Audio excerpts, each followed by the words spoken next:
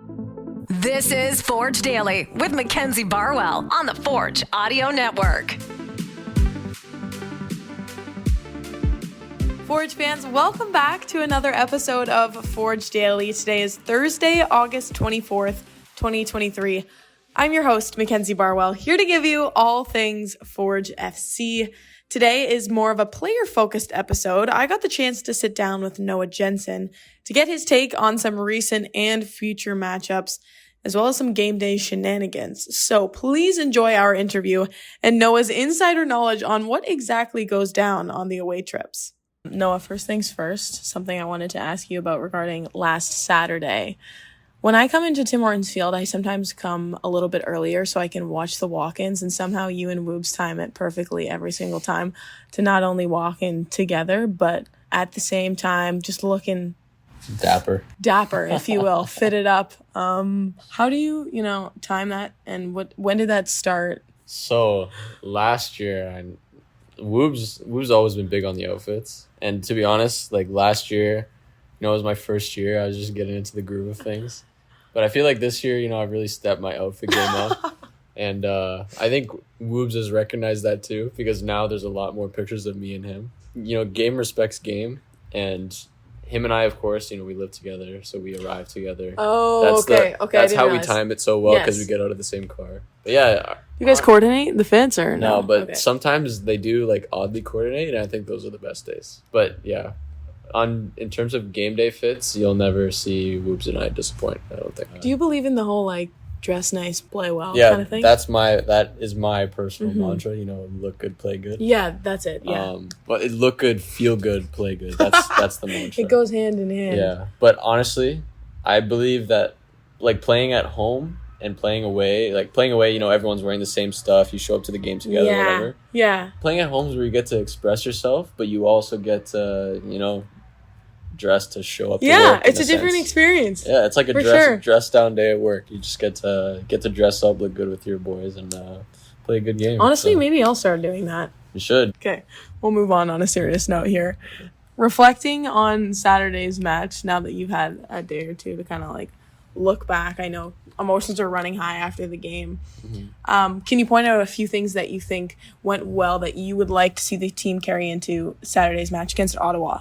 Yeah, I know we talked about it before the game, but Halifax, typically they're good, really good at coming out hot, and in the first 20 minutes, they usually put a team away. And that's what we kind of saw in their last couple games against Vancouver, and then even the game they had against Pacific, they had a really good start to that game. So we thought, let's come out and let's bring the energy in the first 20 minutes. And I think if you look at the first 20 minutes of the game, we had the majority of the ball. They didn't create any chances, and it was kind of just us waiting for the opportunity to arise. But I do think, having that much possession is there has to be some product of it. Mm-hmm. And I think that's something we were lacking a bit in the game. But obviously to create those high quality opportunities, you have to have the ball. And I think to go out in the game that was so important for us and to be able to dominate in that period gave us a lot of confidence. I know it was a real blow to concede the penalty, but I think it would be a different story if you didn't have the possession. The chances weren't there in the first place. Because we knew we were playing well, and the conceding the penalty kind of sucked the wind out of us. But at the end of the day, Halifax is the second best possession team in this league, and we were able to possess them. So I feel like I should have known that stat before coming into this. Well, it's because Halifax is just wanting to be like us. Right. They try to put themselves on the same playing field as us. Looking ahead to your matchup against Atletico, they've got a pretty good run of form happening in the past 7 or 8 matches. Bobby touched on it in the post-match press conference. He said that they're kind of going back to their original roots, but you guys have had success in Ottawa before. What do you see being their strengths and posing the threats to you guys? Yeah, I know that every time we play Ottawa, it's a difficult game. And I also know that in their last game, Ottawa had something like 35% possession, but they don't care if they scored 3 goals, they got to win. Mm-hmm. And I think that's what Bobby's referring to. They're always a tough team to break down. At the beginning of the season, you kind of saw them coming out of their shell a bit, trying to play, but their success has been from playing on the counterattacks and being really good defensively. And I think that's kind of what we're going to see on Saturday. I know that they treat this as a very big rivalry game, but for us, it's just we've played so many of these important games over the last couple of weeks, and it's just another final, so to say, for us.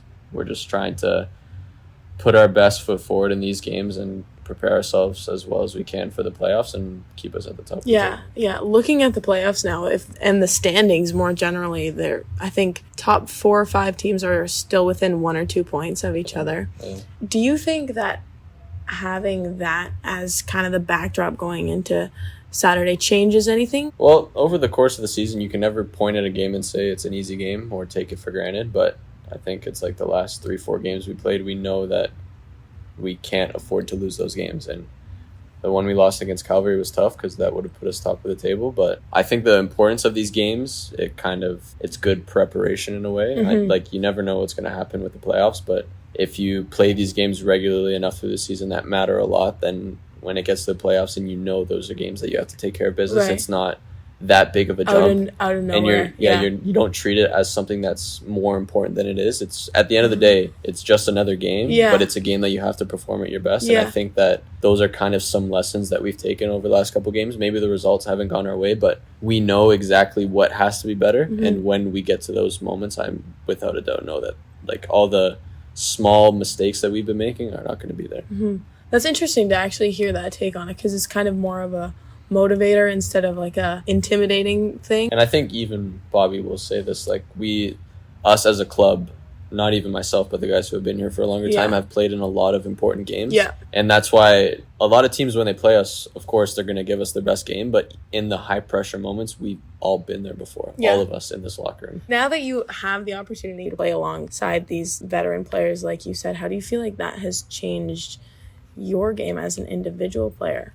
I know there's a lot that they bring to the table in terms of guidance and knowledge.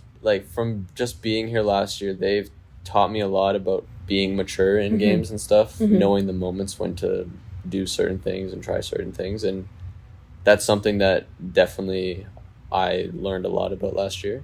But I do also think that there's an aspect that I bring to playing with them, because I know that I'm a very energetic player, and I like to think that I bring out the best of players around me. Yeah. And so I just think it's a good it's combination. A give and take. It's a give and take situation. I know they're going to have my back, and they know that I'll run through a wall for them. So I think that's you can expect it out of your teammates, but we have a lot of trust in each other and in each other's ability, and that will take us a long way. You keep answering my next question. That was going to be okay. Nice.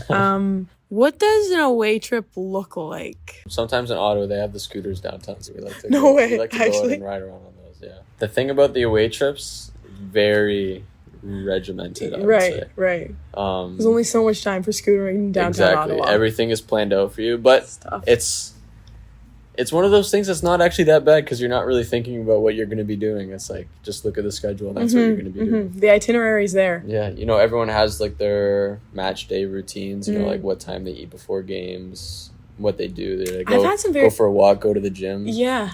Everyone gets their it's stuff very different. done. Yeah, it is. And honestly, we've been playing fantastic away from home this year. Yeah. So it's done us some favors that we're really locked in on the road. Yeah. All right. That's all I have. Enjoy your scootering, I guess. The scootering in Ottawa is actually quite fun. That will wrap up my interview with Noah. A big thank you to him for sitting down with me. He is always so great and just so easy to talk to. In tomorrow's episode of Forge Daily, we will get the inside scoop on the pre-match press conference and everything you need to know going into the matchup between Atletico Ottawa and your Forge FC. This has been Forge Daily with Mackenzie Barwell. If you like what you heard, please like, follow, subscribe, comment, and share.